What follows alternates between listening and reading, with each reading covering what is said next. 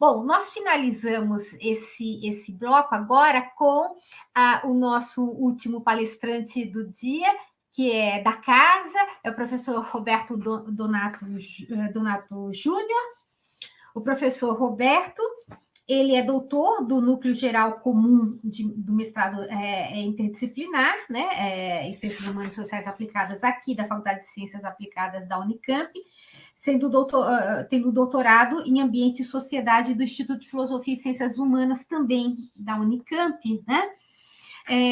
E possui graduação, tanto a licenciatura quanto o bacharelado, em Ciências Sociais e mestrado em Sociologia pela Faculdade de Ciências e Letras do campus de Araraquara, da Unesp, Universidade Estadual Paulista, e ele atualmente é assessor docente do gabinete do reitor da Unicamp, por favor, me atualize em relação a isso, Roberto, e editor adjunto da revista Ambiente e Sociedade. Ele atua também nas diretorias da Associação Nacional de Pesquisa e Pós-Graduação Interdisciplinar em Sociais e Humanidades, e a Associação Nacional de Pós-Graduação em Pesquisa em Ambiente e Sociedade, a AMPAS.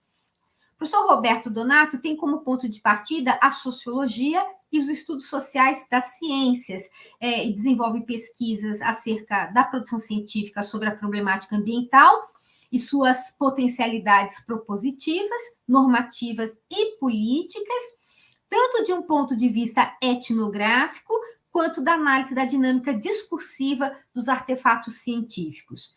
Atualmente, o professor Roberto Donato atua principalmente nos temas de sociologia, antropologia, ecologia e economia, relacionada a questões de ambiente e sociedade, sustentabilidade, agroecologia, interdisciplinaridade e educação. Seja muito bem-vindo, professor Roberto. A palavra é sua.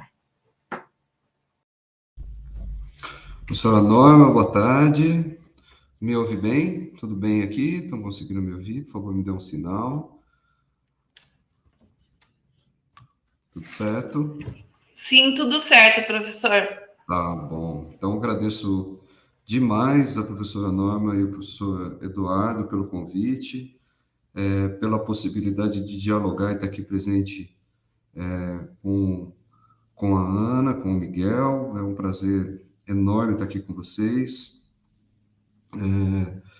E eu queria agradecer também ao ICSA, né, a estrutura do ICSA, na figura do seu coordenador, o professor Mauro Cardoso, a possibilidade de abrigar esse evento que tem aí uma potencialidade de diálogo que para nós é muito grande, muito interessante e que fortalece as dimensões sobre o pensamento ambiental dentro do programa, né? Então, estou muito feliz de estar aqui, viu, Norma? Muito obrigado. Bom, meu papel aqui hoje, a tentativa de usar de maneira minimamente produtiva esses 25 minutos, deixa eu colocar um reloginho aqui para eu não ir me perdendo no processo. Meu papel aqui hoje é fazer um trabalho talvez um pouco mais conceitual, um pouco mais teórico, sobre a própria ideia de metamorfose do mundo, né, do sociólogo alemão Ulrich Beck. Então, a ideia, né, quando conversei um pouquinho com o Eduardo e com a própria Norma sobre a minha participação, era que eu pudesse aqui fazer alguns desenvolvimentos sobre a própria teoria da metamorfose do mundo, para que a gente pudesse, inclusive, dialogar com as pesquisas e as abordagens que vão se desdobrando nesta mesa e na mesa da semana que vem.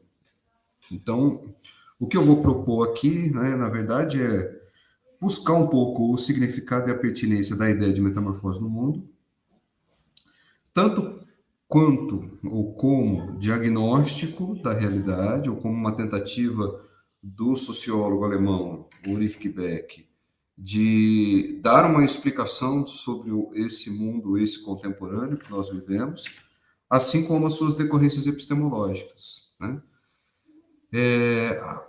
Essas decorrências epistemológicas, elas serão mais minhas, digamos assim, elas serão muito mais feitas por uma espécie de exercício de reflexão em torno do diagnóstico relacionado ao Beck, do que as próprias ideias da nossa inspiração teórica aqui, né? Então, é um pouco relacionado à minha trajetória de pesquisa, ao desenvolvimento educacional, como professor, né, como envolvido de maneira geral nessas questões ambientais, que eu pretendo, ao final, explorando um pouquinho a teoria, e tendo o privilégio de ser o último, então eu posso também ilustrar didaticamente alguns conceitos com algumas questões que foram colocadas pela Ana e pelo Miguel, né? O que me vai, com certeza, facilitar muito a minha vida aqui nesse exercício. Tá? Então, a ideia basicamente é essa, mostrar mais ou menos que diagnóstico é esse que leva o autor a trabalhar com a ideia de metamorfose no mundo e, ao mesmo tempo, pensar em algumas decorrências epistemológicas que possibilitem uma aventura do conhecimento num mundo em metamorfose. Né? Bom, o Beck é um alemão típico, né? O Ulrich Beck, ele nasceu em 1946, imediatamente no pós-guerra, faleceu em 2015 numa caminhada com a sua esposa Elizabeth, e quando ele faleceu em 2015, ele estava em vias de concluir uma das suas obras, digamos assim, mais sintéticas, né? Inclusive em tom ensaístico, em torno das ideias que ele desenvolveu ao longo de mais ou menos 30 a 40 anos, e o que viria a se transformar nesse livro que agora nós abordamos, que é A Metamorfose do Mundo. Né? Como o livro estava inconcluso, a sua esposa, a Elizabeth, e o seu grupo de pesquisa, né, os pesquisadores, alunos e acadêmicos que estavam mais próximos do Beck naquele momento, eles resolveram terminar o livro. Né? Então, eles se aproveitaram, aí, digamos assim, dos anos de convivência com o próprio Beck e fizeram um trabalho de edição de terminar o livro que o Beck não conseguiu terminar sozinho por decorrência do seu falecimento. Né? Então, ela é, ao mesmo tempo, uma obra autoral, em que as ideias do autor, que a experiência acadêmica das ideias que ele desenvolveu está ali sintetizada, mas ela também é uma obra coletiva porque ela precisou do próprio grupo de pesquisa do Beck para ser concluída. Tá? E de maneira geral, né, quais são, digamos assim, as credenciais do Beck que podem nos ajudar a entender um pouquinho quais o papel e as reflexões que ele desenvolveu. Né? O Beck, alguns autores e alguns analistas consideram o Beck uma espécie de neo-frankfurtiano, né?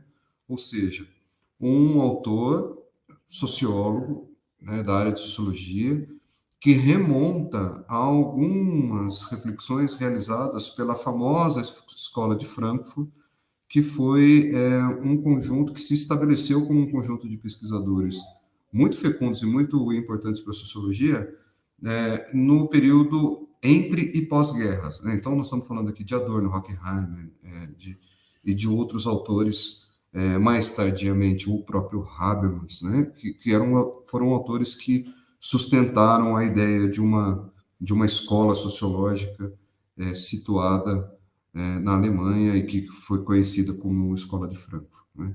E como que ele adentra dentro dessa perspectiva? Ele adentra fazendo uma espécie de sociologia crítica do advento científico-tecnológico da modernidade. Né? Ou seja, ele tenta, a partir das suas reflexões, colocar, mais uma vez, como já os frankfurtianos clássicos fizeram, colocar em xeque e em contestação a ideia de um projeto iluminista voltado unicamente para o bem e para para a positividade que a ciência e a tecnologia pode oferecer, né? Ou seja, o Beck olha para a ciência e para a tecnologia, portanto, para a aventura da razão moderna como um advento central no desenvolvimento do mundo contemporâneo, mas ele também coloca que a ciência e tecnologia traz potencialidades que são potencialidades que podem, inclusive, ameaçar a própria modernidade, né? Então, essa ambivalência entre a estruturação de um mundo em torno da ciência e uma ciência que pode, inclusive, ameaçar a própria estruturação do mundo, é o que anima a reflexão do Beck em torno do seu livro fundamental, e o primeiro, o que dá para ele projeção internacional, que é A Sociedade do Risco, escrito em 1985. Né? Toda a obra do Beck, num certo sentido, ela foi um desdobramento e um conjunto de respostas ao impacto que o livro Sociedade do Risco gerou no mundo acadêmico, em nível global, né? Não apenas europeu, norte-americano, mas a obra do Beck teve um impacto muito grande nas discussões acadêmicas em muitos países, em muitas regiões diferentes, em muitos cenários acadêmicos diferenciados. A Metamorfose do Mundo, que é o último livro, né, que tem aqui um pouquinho a nossa atenção, é o livro que tenta dar resposta teórica sintetizada a toda essa reflexão que começa, portanto, com a Sociedade do Risco. Então, tem uma abordagem bastante interessante para a gente pensar desse sentido, né? O Beck também ele se insere dentro de um conjunto de autores dentro da sociologia, e mais especificamente da teoria social, que é aquele núcleo central da sociologia que tenta dar uma explicação geral para os fenômenos sociais contemporâneos, que a gente costuma chamar de geração de empiricistas. Por quê? Porque a década de 80, marcada por um conjunto de sociólogos muito importantes, como, por exemplo, o próprio Giddens, o Habermas, Niklas Luhmann e... Ai, meu Deus, me fugiu o quarto, o Pierre Bourdieu, foram autores que fizeram, num certo sentido, uma reflexão teórica tão profunda e tão forte que ela ascendia a uma explicação do social que poderia ser pensada como atemporal, ou seja, como a busca por uma explicação que fosse, digamos, sobre a natureza do social, independente da sua época ou do seu tempo, né? Diante desse esforço enorme desses autores da década de 80, surge uma segunda geração, digamos assim, os filhos e os orientandos desses grandes sociólogos, que passaram, a partir dessas referências teóricas muito abstratas da sociologia, passaram a renovar a tendência da sociologia em construir diagnósticos de época, né? Então, quando a gente olha para esses autores subsequentes, né? Então, a gente está falando aqui de Sastia Sassen, do próprio Beck, o Giddens tardio, né? Nós estamos olhando para autores que vão olhar para o mundo e vão descrever novamente o mundo a partir dessas referências teóricas renovadas, né? Luc Boltanski, dentre outros autores. O Beck é mais um dos autores que abandonam, digamos assim, uma aspiração teórica social abstrata e passam a fazer uma descrição do mundo contemporâneo. E nessa brincadeira nasce A Sociedade do Risco, né? Esse livro tão significativo para a sociologia e para o pensamento ambientalista contemporâneo, né? Então, num certo sentido, A Sociedade do Risco, até a discussão da metamorfose do mundo, né, esse conjunto aí de quase 25 livros que foram lançados nesse meio tempo, eles se referem a um diagnóstico de época, a uma tentativa de entender o contemporâneo e de fazer uma descrição sobre como é a dinâmica desse mundo contemporâneo, né? Bastante interessante a gente pensar que esse processo levou a questão ambiental ao centro do debate das ciências sociais e ao centro do debate das interfaces das ciências sociais com as ciências, digamos, naturais, né? Até então, no âmbito das ciências sociais, a questão ambiental era vista como uma questão ecológica, né? No máximo econômica, e a partir daí ela passa... portanto, ela tem uma atenção até certo ponto periférica, né? Pensada por sociologias específicas, como para a própria sociologia ambiental ou como a sociologia rural. E é a partir das reflexões do Beck, não só dele, mas principalmente dele, é que a questão ambiental ela ganha uma centralidade na discussão das ciências sociais, né? Ela passa para o núcleo fundamental de reflexão dos cientistas sociais, e esse exercício é, em parte, digamos assim, responsabilidade e triunfo do pensamento do Beck, né? Então, quais são, né, digamos assim, as linhas gerais, digamos, muito gerais, muito, né, por conta da urgência do tempo e do pouco mais de 12 minutos que eu tenho ainda para falar, quais são as linhas gerais desse pensamento, né? Ou seja, o que o conceito de metamorfose, a ideia de que um mundo contemporâneo é um mundo em e de metamorfoses, ele se estrutura, né?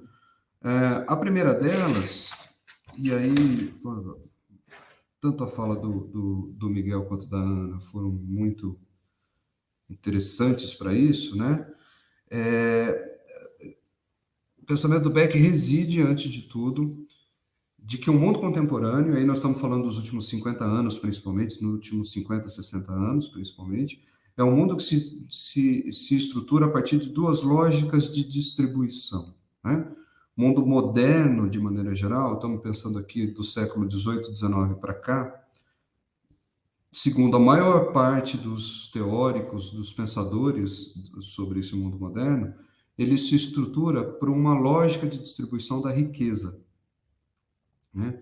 E essa lógica, obviamente, essa distribuição, ela é desigual, né? Então, sob o capitalismo, a questão fundamental, nascida no século XVIII e no século XIX, ela reside em como fazer a distribuição da produção da riqueza, né? E essa distribuição desigual, ela é objeto de reflexão central pela maior parte das ciências humanas e sociais, né? Ou seja, como explicar que num mundo de abundância, né, num mundo, num modo de produção capitalista que é caracterizado pela produção de excedentes extraordinários, um mundo de abundância de produção de riqueza, de materialidade, de bens, ainda assim há grande desigualdade social, como foi evidenciado pelo professor Miguel na sua fala, né, com números, inclusive. Então, e essa lógica de distribuição da riqueza desigual, ela tem uma espécie de vetor, que é um vetor de dissociação, ou seja, no mundo moderno, de maneira geral, capitalista, essa distribuição desigual da riqueza, ela gera diferenças, ela gera separações, ela gera dissociações, ela gera desigualdades, né? Desigualdade de riqueza e pobreza, de distribuição social do espaço, de distribuição social dos benefícios e, inclusive, distribuição social das ameaças, dos riscos, dos perigos, né? dos problemas de maneira geral, né? Então, nós temos, num primeiro momento, uma lógica de distribuição da riqueza que preside e organiza esse mundo, né? E que é dinamizada pela ciência e tecnologia, que nos dissocia, né? A tese, o ponto central do Beck nesse sentido é o seguinte: a partir do pós-guerra, né, o desenvolvimento científico-tecnológico da modernidade ele é tão extraordinário, ele é tão vigoroso, ele é tão vertiginoso, que ele gera uma espécie de segundo modelo de distribuição, de um segundo tipo de ameaça, né? Ora, portanto, né, o desenvolvimento da química, da engenharia química, da engenharia genética, da biologia, né, a aplicação das descobertas científicas extraordinárias que acontecem no século XX e aplicadas à produção, ela gera uma segunda ordem de riscos e ameaças, né? E esses riscos e ameaças, eles são tão vigorosos, são tão fortes, tão poderosos, que eles geram uma segunda lógica de distribuição, que é a lógica de distribuição das ameaças potenciais, dos danos e das catástrofes, né? Então, Para o Beck, o mundo contemporâneo, portanto, ele é regido por duas grandes lógicas que são sobrepostas e concorrentes. O que significa dizer isso? Né? Nós temos uma lógica de distribuição da riqueza que dissocia coisas, pessoas, lugares, né? E nós temos uma lógica de distribuição das ameaças que associa, que coloca todo mundo, entre aspas, dentro do mesmo maremoto, ou da mesma tempestade, né? Então, quando nós estamos nessa lógica de distribuição, esses riscos, essas ameaças, elas se tornam irrestritos a todos os indivíduos e a todas as formas de vida, ela se torna invisível, portanto, o papel da ciência ganha uma ambivalência interessante, porque ele produz ameaças, mas, ao mesmo tempo, ele é a única maneira de detecção dessas ameaças, né? Ele é incerto, então ele coloca um alto grau de incerteza nos efeitos dessas ameaças potenciais, e eles são irreversíveis, né? Como são as mudanças climáticas, como são as alterações derivadas das mudanças ambientais de maneira geral, como são os processos de intervenção, digamos, nos ecossistemas através dos agroquímicos, né? Ele cria irreversibilidade. Repararam? São vários Is, né? Incerteza e restrição, irreversibilidade, invisibilidade, né? Então, essas ameaças, elas se tornam globais e elas se tornam, digamos, aglutinadoras de experiências sociais que ultrapassam as fronteiras, os condomínios, os muros e colocam ameaças potenciais para tudo e todos, né? Então, olha que interessante, né? Nós temos um mundo, portanto, que é presidido por duas lógicas, uma lógica da distribuição que separa as pessoas e as tornam desiguais, e uma lógica da associação dos riscos que coloca todo mundo dentro, mais ou menos, do mesmo barco, do mesmo problema, né? Para o Beck, de maneira geral, muito geral, a turbulência gerada por essas duas lógicas sobrepostas, concorrenciais, mas concomitantes, que produzem um mundo em metamorfose, um mundo em que o conceito de mudança ele já não é mais, digamos, potente o suficiente para a análise, né? Porque para o Beck, esse conceito tão importante para as ciências sociais, que é o conceito de mudança social, ele pressupõe que algumas estruturas do mundo elas permaneçam inalteradas para que outras se transformem, né? Para o Beck, né, as lógicas concorrenciais da distribuição da riqueza e da distribuição dos riscos geram um mundo em constante transformação radical, né, de mudança qualitativa da relação entre seres, pessoas, técnicas, coisas, objetos e interações ecológicas, né? Então, há uma grande transformação no conjunto das interações como um todo, e essas metamorfoses, essas transformações, elas são tanto imprevisíveis quanto de uma mudança qualitativa jamais vista na história da humanidade, né? Estamos falando aqui de grandes metamorfoses do mundo.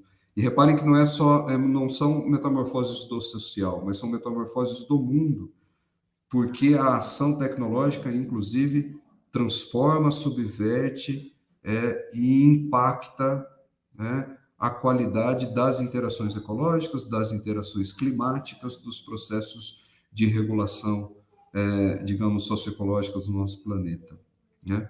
Então, é esse mundo, digamos, em transformação radical, que seria um mundo das metamorfoses, um mundo que precisa lidar com desigualdades sociais cada vez mais gigantescas, e um mundo que precisa lidar com ameaças globais, né, que colocam todos os indivíduos e todas as formas de vida em constante...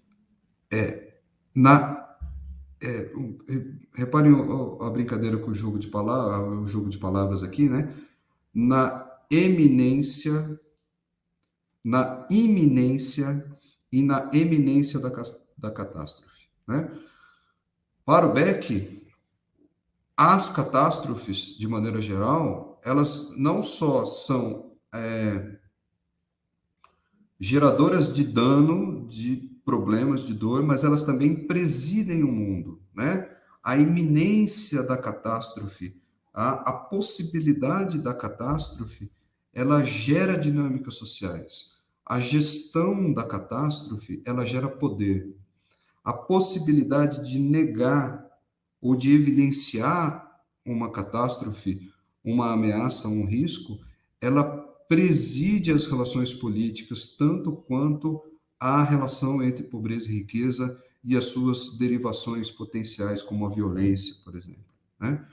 Então, fazer a gestão das ameaças, ela constrói uma segunda esfera de poder, e esse conjunto de poderes, essa esfera, esse regime, esses novos regimes de poder derivados das ações, das ameaças dos riscos, digamos, dos riscos reflexivos, ela coloca uma nova dinâmica política no mundo. E é uma dinâmica política que não obedece mais nações, né? Elas precisam ser tratadas de forma global, ao mesmo tempo que elas têm implicações, como coloca o professor Miguel de uma maneira muito interessante, implicações locais que são muito poderosas, muito poderosas. Então, esse mundo, que é um mundo em que as questões globais, elas entram em articulação com as questões locais e subverte a lógica de organização do mundo por nações, colocando a questão da globalização como fundamental, é o mundo do cosmopolitismo, segundo o Ulrich Beck, né? E aí entram alguns conceitos que são importantes dessa discussão de metamorfose, né? O Beck, ele trabalha com a ideia de que o conceito de classe social, ele precisa ser adicionado agora à ideia de classe de risco. Então, como diferentes estratos e classes sociais lidam de forma também diferenciada com as ameaças vigentes a tudo e a todos. Então, o conceito de vulnerabilidade aí talvez nos ajude bastante, né? Ele trabalha com a ideia de que toda a ação social, né, conceito clássico das ciências sociais, toda a ação social, ela ganha um espaço cosmopolitizado, ou seja, se eu estou agora aqui contribuindo um pouquinho com essa palestra, eu tenho um fenômeno que tem escala local, escala regional, escala global, inclusive porque a possibilidade de estarmos juntos no espaço virtual em locais diferentes, em lugares diferentes, precisa de um sistema mundial de comunicações que, inclusive, incorpora satélites, né? Então, esses espaços sociais, eles precisam ser pensados agora numa dinâmica cosmopolita em que atores diversos e transescalares, de diferentes escalas, estão atuando para que esses fenômenos aconteçam, né? E, por fim, um último conceito bastante importante para a gente pensar aqui, na perspectiva do Beck, é a ideia de catastrofismo emancipatório, né? É uma característica das ciências sociais, de maneira geral, desde os clássicos até autores contemporâneos, era colocar a responsabilidade da transformação social, da luta por emancipação, na luta por reconhecimento, na luta pelo avanço a direitos e melhores condições de vida, né, a determinados atores sociais. Então, o Marx, por exemplo, jogou a responsabilidade na mão do proletariado, né? Alguns autores da década de 60 colocavam a responsabilidade na mão dos jovens. Muitos autores colocam a responsabilidade da transformação social agora na mão das mulheres. Alguns autores contemporâneos, como Habermas, por exemplo, colocava a responsabilidade de dinamizar as transformações sociais emancipatórias na mão dos movimentos, movimento ambientalista, movimento negro, movimento feminista, né?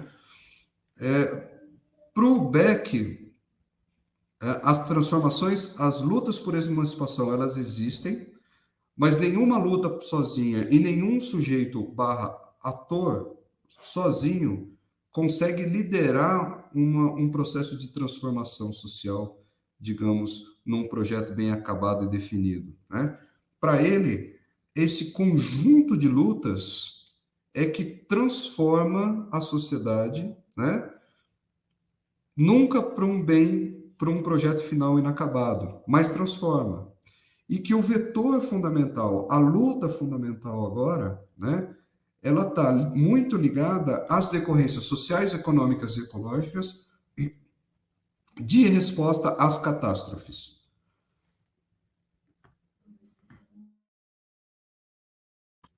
Desculpa, gente, precisei tossir.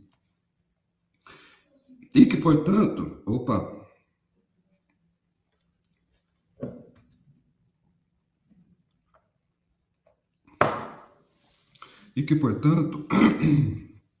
são as lutas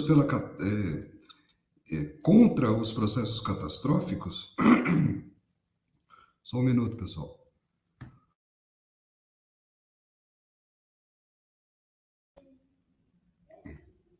Alô?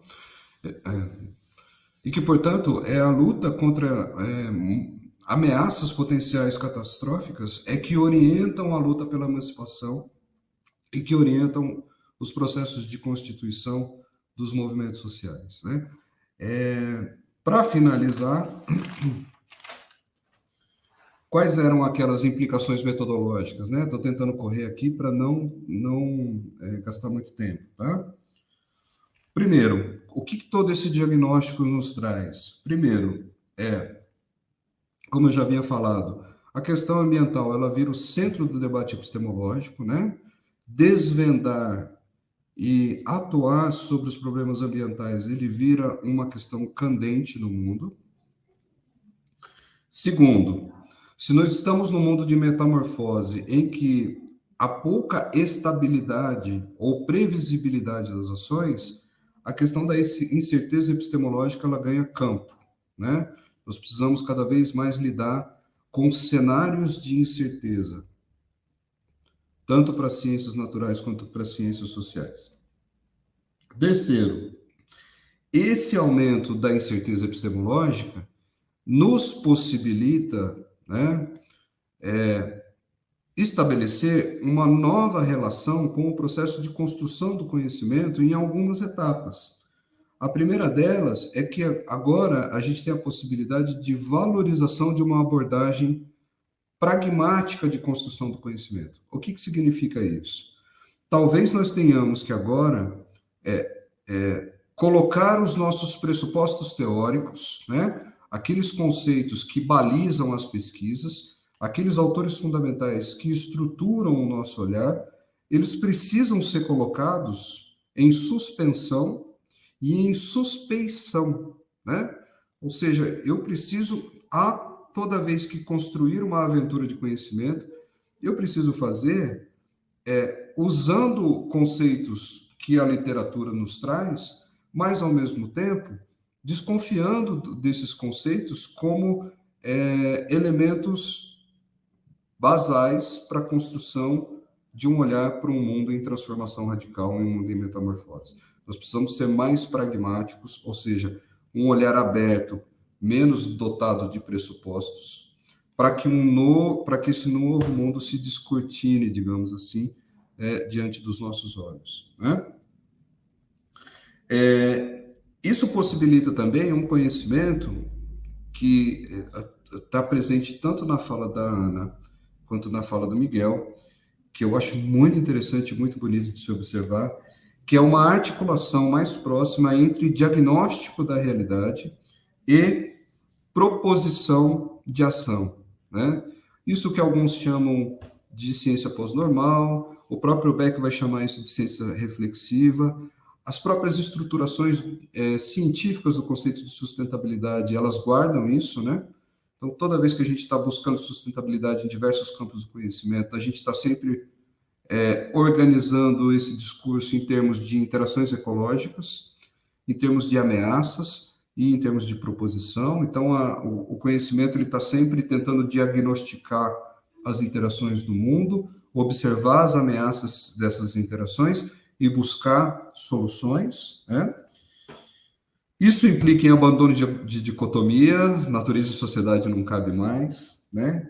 E, por fim, e eu acho que é muito importante, nós precisamos repensar, nesse contexto de metamorfose, a ideia de construção dos problemas de pesquisa. Nós precisamos, num certo sentido, fazer com que os problemas de pesquisa se aproximem novamente dos problemas do mundo, dos problemas sociais, políticos, ecológicos, socioambientais, né? A gente precisa abandonar a construção pressuposta de problemas que são mais próximos ao hábitos do campo de pesquisa que eu me filio, né, do que aos problemas do mundo, né?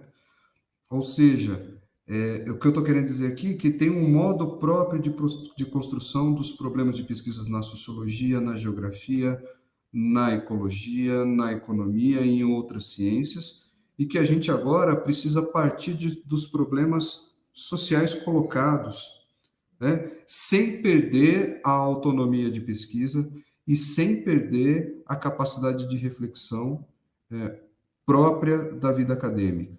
Mas é preciso reaproximar os programas de pesquisa não às demandas das disciplinas científicas ou dos campos interdisciplinares, mas aos problemas do mundo, para que a gente possa atender esse mundo em metamorfose.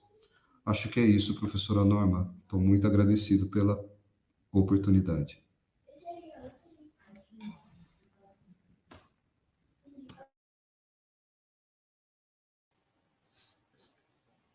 Sou eu que agradeço, professor Roberto, foi muito inspirador, né?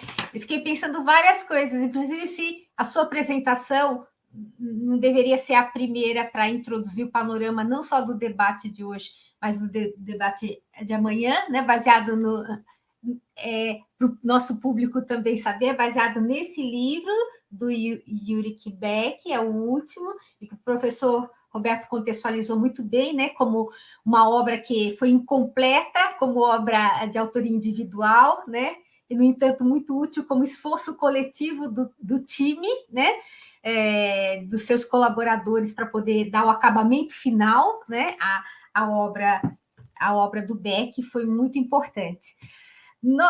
Nós estamos aqui com elogios, né, do público a todas as reflexões, e elas tiveram um caráter de complementariedade muito, muito relevante.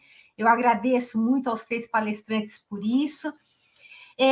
Mas, infelizmente, o nosso tempo, a gente ultrapassou um pouco o teto. E a culpa, ela foi minha, porque eu me vi... eu me vi muito constrangida em limitar qualquer um dos convidados em relação ao fechamento do seu pensamento. A gente tem uma questão de tempo, o nosso teto era até às 4 da tarde, mas eu não vou cercear ninguém, porque todo mundo quer concluir, né, o fechamento, o conjunto da sua reflexão. Então, eu não me presto a fazer isso, né, cercear nenhum palestrante, e foi muito bem-vindo ter, porque sobretudo, não só na construção do seu conteúdo, mas no seu fechamento, o convidado conseguiu fazer uma boa intersecção com aquilo que viria depois. Então, foi muito importante isso. Mas eu vou pedir a gentileza eu tenho aqui pergunta dirigida à professora Ana Ávila, ao professor Miguel, e gostaria de dirigir também uma ao professor Roberto, e eu pediria se em 3 minutos cada um consegue responder uma pergunta para a gente, porque eu imagino que cada um de vocês, inclusive o público, tem uma outra agenda, né, nesse final da tarde. Então, eu dirijo primeiro a professora Ana Maria Ávila, a pergunta da Diana Alexandra Bernal Arias, muito bom te rever também, viu, Diana? E ela pergunta assim, Ana, professora Ana Maria, que informações existem sobre as mudanças climáticas e os impactos nos rios, especialmente na América Latina? Antes que a Ana responda, eu já vou dizer a pergunta que tem aqui dirigida ao professor Miguel, do Luiz Gustavo Lovato. Olá, Luiz. Então, ele pergunta, Miguel, excelente reflexão, professor Miguel, como aproximar utopias e potências da emergência/urgência? Como transformar utopias e potências da emergência/urgência? Nós temos tempo para isso? Há tempo para isso, né? Então, essa é a reflexão, né? A pergunta, Miguel. E para o Roberto, eu gostaria de perguntar também para uma resposta bem sucinta, né? Quando você fala deste ambiente de muita incerteza, né? Ao mesmo tempo que houve uma perda de potência da escala institucional nacional para produzir políticas para riscos que estão muito além dessas fronteiras, né? Por outro lado, nesse novo regime de poder, é um novo regime que, ao mesmo tempo, como você deu até o próprio exemplo, que você está no plano local aqui em Campinas hoje, né? Ao mesmo tempo em que a sua reflexão ela está espraiando num plano local, global, inclusive na utilização de tecnologias que o possibilita, como os satélites.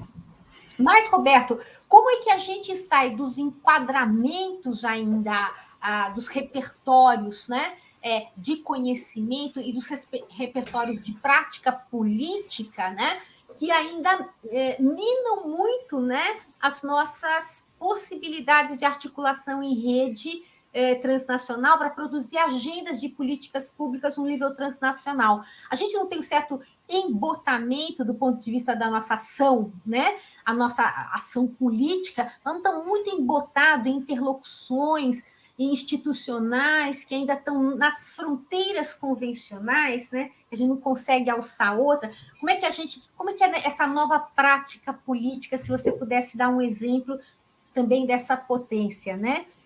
Então, vamos começar então. Ana, por favor, você consegue responder a Diana, por favor? Sobre a questão dos rios, né, da poluição dos rios. Então, Diana, cada bacia hidrográfica tem feito suas pesquisas de uma forma que você, depende da região do seu interesse, por exemplo, nos casos, ou pesquisam, enfim, você consegue encontrar vários trabalhos que vêm sendo desenvolvidos. Por exemplo, a nossa região, aqui Rio Atibaia, Bacia do Tietê, enfim, pesquisas que vêm sendo feitas e muito ainda em nível de pesquisa, mas se sabe que a poluição vem crescendo, né, nessas regiões, sobretudo as mais urbanizadas, e com isso a gente tem ainda uma certa resistência com relação ao resultado das pesquisas e o que deve ser colocado em prática no sentido de evitar que essas questões da poluição, enfim, de elementos venham a ser jogados e continuam essas poluições ainda ao longo das décadas, infelizmente. Ana Maria, oi. A Diana ela pergunta sobre mudanças climáticas e impactos nos rios. Nós já temos que as mudanças climáticas estão impactando vazão, por exemplo? Sim. Desculpa, eu entendi mais essa questão da poluição, mas sim, tem impactado sim com relação aos rios, inclusive eu mostrei um gráfico de Campinas, usando como exemplo, que a gente tem percebido uma redução do volume total anual de chuvas, e isso impacta na quantidade de água dos rios, e, evidentemente, muito relacionado às mudanças climáticas que vêm, de uma certa forma, reduzindo o total anual de chuvas, aumentando, prolongando os períodos de estiagem e aumentando as temperaturas, aumentando a evapotranspiração, com isso um risco aí da redução do nível dos rios e também o uso de água com irrigação. Isso tudo, de uma certa forma, vem acontecendo, né? Esse impacto com relação ao nível dos rios, e as mudanças climáticas impactam diretamente nessa distribuição das águas. Muito obrigada, professora Ana Ávila. Professor Antônio Miguel Monteiro, o que pensar da pergunta, então, do Luiz Lovato sobre como aproximar utopias e potências da emergência e urgência? E se temos tempo para isso? Oi, Luiz Gustavo, obrigado. Antes de responder, deixa eu só agradecer mais uma vez, Ana, pelos reforços, mas Roberto, que me fez entender ou pensar que estou entendendo alguma coisa sobre a proposta do... Acho que a gente tinha que fazer uma mesa só sobre essa coisa da metamorfose aí, para a gente entender se, de fato, traz um componente importante novo para esse debate, mas a reflexão que o Roberto fez me deixou refletindo, então obrigado, Roberto. E Luiz, eu acho que eu vou inverter a sua pergunta, ou na verdade, a sua pergunta traz, de certa forma, a resposta, né? Eu acho que a gente já está na emergência e na urgência, né? A gente já está nesse estado. Se existe um estado do mundo, o estado é esse, né? É um estado de emergência e uma emergência que exige urgências, né? Então, nós já estamos nesse estado. A questão é como é que a gente enfrenta esse estado, né? Como é que a gente... e se nós temos tempo, eu não sei se nós temos tempo, mas nós temos que ter tempo. Quer dizer, não há tempo a perder, né? Nem tempo, porque a gente está nesse estado, é um estado de emergência e urgência, e nessa configuração, se a gente entender ou aceitando ou não, mas é um estado que promove essa ideia de que nós estamos em transformação de forma, né? Muitas transformações de formas, todos os tipos de formas, né? Nas relações homem-natureza, homem-homem, pessoa, né? Humano-humano, humano-animal, todas as formas estão sendo transformadas. Então, a primeira coisa e o primeiro passo que a gente tem que fazer, no meu campo, e essa é a minha perspectiva hoje, é construir possibilidades de informar sobre essas mudanças de forma, né? Então, a perspectiva que eu adotei, e tenho adotado como grupo, na nossa perspectiva, é tornar visível esses processos, quer dizer, sair dos processos de representação de estoque, né, que é fixo, dos processos de representação de fluxo, que é processo.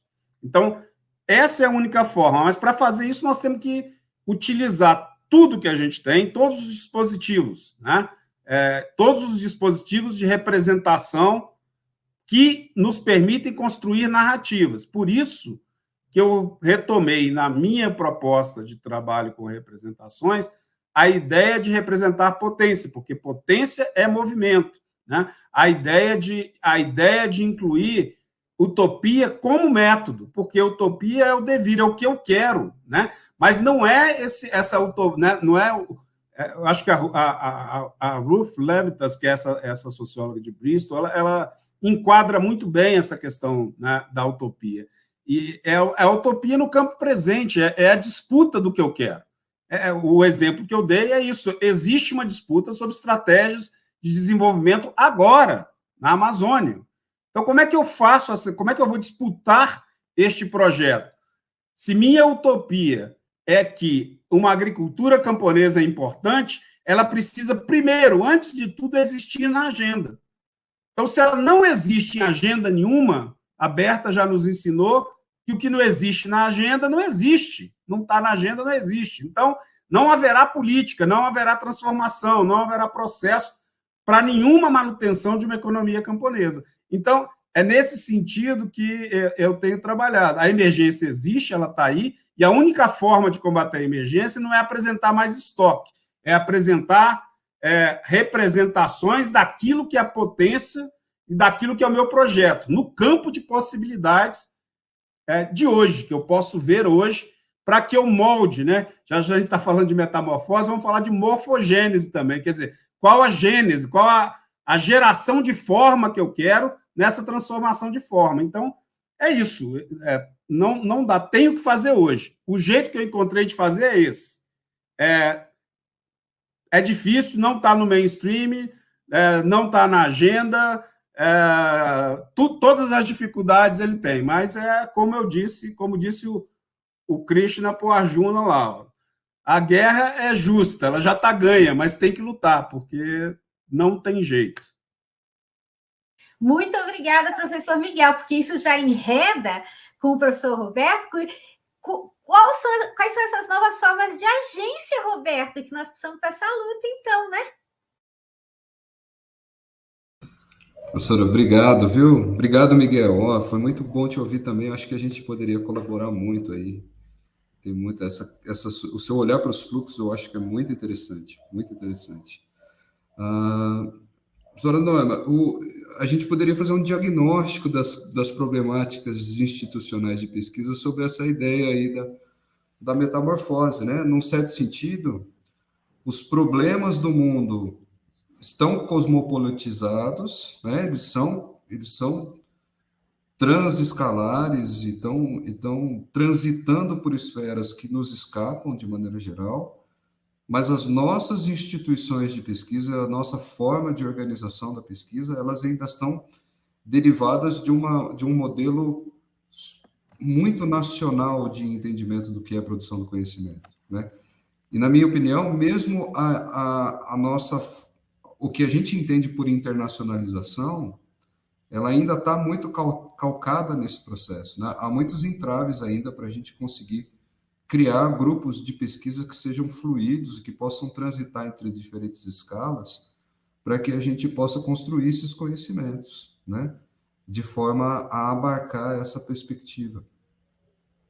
Do ponto de vista teórico-metodológico, eu acho que a ideia do pragmatismo é fundamental, né? Para que a gente revise os pressupostos, porque os pressupostos também nos enredam, né, professor? Eles também nos colocam algumas amarras de olhar e de análise que são completamente limitantes para esses fenômenos que são globais e cosmopolitas, né?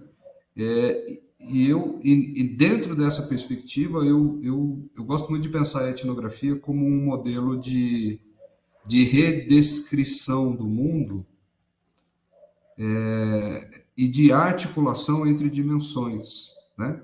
Mas, principalmente, a ideia de que a etnografia nos possibilita um deslocamento de perspectiva que ajuda nesse processo de redefinição dos pressupostos e de olhar para outros companheiros e profissionais de pesquisa que não da nossa área, que possam constituir novos problemas, que possam nos ajudar a pensar esses problemas sobre uma outra perspectiva. Não sei se eu estou sendo muito teórico, professor, mas me parece que tanto uma redefinição cosmopolita das instituições de pesquisa, quanto uma redefinição do olhar, são caminhos importantes para a gente pensar isso. Mas isso ainda está muito longe, né? A gente ainda está muito... Faz parte da luta, né? Aqui nós somos, né? Nós estamos submetidos aos desafios de encontrar, inclusive, novas formas de luta, a começar, né, da própria base institucional onde a gente produz o nosso conhecimento, né? Muitíssimo obrigada também, professor Roberto, professora Ana Ávila, professor Miguel Monteiro, foi um privilégio ter vocês aqui conosco, muito obrigado ao público que nos acompanhou, fez comentários, elogios e indagações, né? E antes de finalizar, há apenas 2 recados. O primeiro, de que essa live de hoje ela vai estar disponível, né, no canal da FCA no YouTube. E o nosso próximo encontro, a mesa 2, não é a semana que vem, não, professor Roberto, é amanhã. É amanhã, às 9h da manhã, conduzida pelo professor Eduardo. Então, eu espero também, todos estão convidados para estar amanhã cedo conosco, a partir das 9 horas, para a gente ter uma segunda etapa de reflexão, amanhã com novos convidados.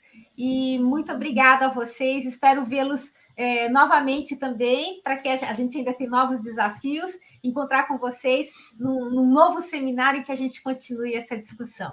Muitíssimo obrigado aos convidados, ao público, professor Eduardo, pela coorganização, ao suporte técnico da Cristiane, do Jonathan e do Rodolfo. Um bom final de tarde para vocês e fiquem bem. Obrigado, tchau, tchau. gente. Boa tarde. Tchau, muito obrigada. Um abraço.